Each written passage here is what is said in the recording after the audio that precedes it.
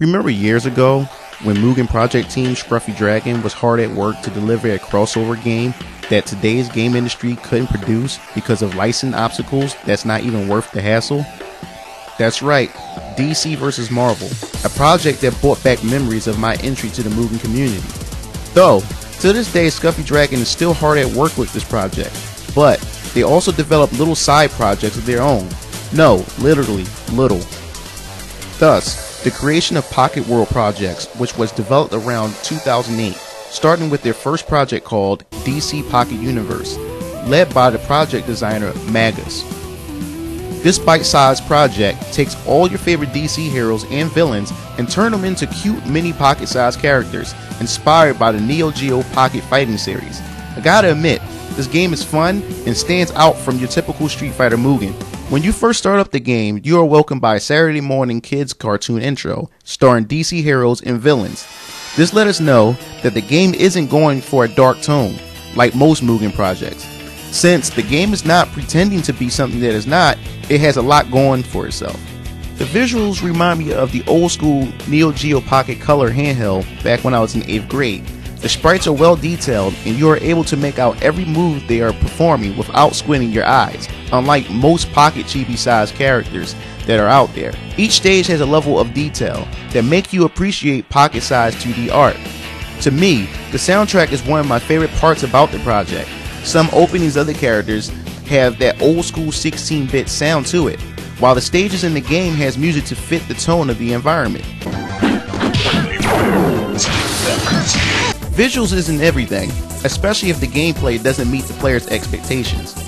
First, let's talk about the roster. The roster has a total of 18 characters, each with trademark moves that portrays them perfectly. Flash with his high-speed attacks, Wonder Woman with her lasso of truth, and Green Lantern shape-shifting his ring at will. What's most important is how they control. This game has a 4-button layout, both light and heavy punch and kick. This provides simplistic gameplay best suited for this pocket-sized project.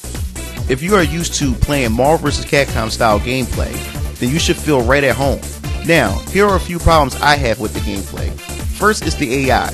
Even set at the lowest difficulty level, they can be a little brutal, especially if it's your first time playing the game. Second is the character balance. I find some characters that are way too powerful. For example, Gorilla King Grodd attacks takes a huge chunk of your health with basic attacks. Sometimes I found that some normal attacks takes more than your super attacks. Speaking of supers, I think the animations are incredible, especially when Aquaman summons a huge whale to attack you. Green Lantern hits you with his Harrier jet that shoots Gatling shells and rockets, and even Livewire with her lightning sphere special. They even went out the way to give you background history of the characters, including their movesets. I like the dedication of design with this project team. The multiplayer aspect is pretty fun in team co-op.